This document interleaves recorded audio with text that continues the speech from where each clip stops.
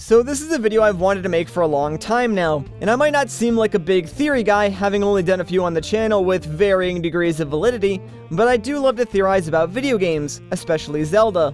The thing is, I like to do my research and make sure that if I do have an argument, I can back it up with facts that are supported by the known lore of the games. Doing this with Zelda is especially tricky since the lore is ever changing and evolving with each new installment, and if you want your theory to be sound, you need to not only check facts for the game you're theorizing about, but also almost every other game in the timeline. It's honestly a mess, and it certainly doesn't seem like Breath of the Wild is going to help the cause at all. If you do a search right now, you can find theories on just about everything relating to Breath of the Wild. People have even started theorizing about still images. Out of all this, though, perhaps the most popular theory to discuss right now would be the game's timeline placement. I've seen theory after theory of timeline placements for Breath of the Wild, and I've been quietly working on my own for months now, gathering evidence to support my claims, that way I can both debunk the naysayers and prove my own points with the in-game lore. I can't tell you how many times I've completely scrapped and restarted a script because it seems like every new glimpse we get of Breath of the Wild changes something in the lore and puts a massive hole in one or more of my arguments. And this got me thinking, does the timeline even matter? Like, actually think about it for a second. The Zelda timeline was something that was non-existent just a few years ago. It was the fans who originally started talking about it and drawing connections between the games to help support the notion that all the games were connected. Nintendo always said there was a timeline, but it wasn't until Hyrule Historia released that we got the full picture. And what we got was almost nothing like what any of the fan theories predicted. A singular timeline that splits into 3 different timelines, and this, well, for being the official timeline, doesn't actually make a whole lot of sense. Allow me to explain. The problem is, only 2 of these timelines should exist. The adult and child timelines are the only timelines supported by the actual games. Hear me out, right?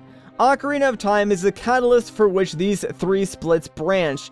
No matter what though, Ocarina of Time is a linear story. It only has one true ending. Link defeats Ganon and gets sent back in time by Zelda. This allows the child timeline to continue, but also removes Link from the adult timeline and allows for Wind Waker's new Hero of Winds to take over. So naturally, the child and adult timelines remain intact, and would continue on as currently proposed. But then there is the Fallen timeline, the 3rd split.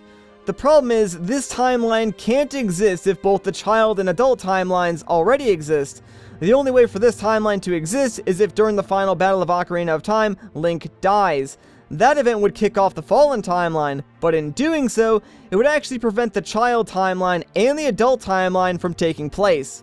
What it boils down to is that basically the only way for all 3 of these timelines to exist at the same time with one another is if we apply the multiverse theory to it. The multiverse theory being that there are an infinite amount of universes out there that are parallel to the one we are currently in, but have several minor differences that could change the outcome of how the timeline progresses. So in the case of the Zelda timeline, you would have 2 identical universes leading up to Ocarina of Time, and then in one universe Link falls, and in the other he is successful.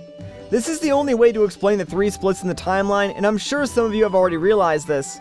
Now, if we believe that the multiverse theory is applicable to the Zelda series, then, well, the timeline doesn't really matter at all, since at any given point you can have an infinite number of simultaneous timelines parallel to the one that Link is currently in, and any small decision or change would have the potential to change the outcome and cause things like Link defeating Ganon, or him being defeated, which in turn would change the timeline. So why is the official timeline like this? Well, I think it's pretty clear what happened. Nintendo felt pressured from the fans about an official timeline, and because they previously hinted to it, they had to keep face. Now, I will give them some credit. From Ocarina of Time and onward, they probably did plan out some semblance of a connected timeline. But before that, my guess is they didn't give it too much thought. That's why basically all of the old school games are grouped up in the Fallen timeline. As it stands, they don't have a logical place in the current timeline, so Nintendo put them in the illogical timeline, and it worked. Problem solved. Except, here's the thing, Zelda and its fandom just got bigger and bigger, and now the timeline and the theories surrounding it are at the core of most Zelda fans these days. It matters to us because it enriches the lore of the games. Anytime we see a callback to a previous game, an Easter egg, or even something as small as a similarity in a building's architecture, for those of us who have played the games and know the timeline, those are like rewards to us for being such avid fans of the series. We love that as players, but sometimes I think we love it a little too much.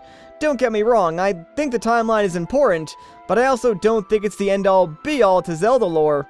Because honestly, each Zelda game has the strength to stand on its own, and regardless of if the stories connect with one another or are completely independent, it's still going to be Zelda at the end of the day, and not much is going to change that.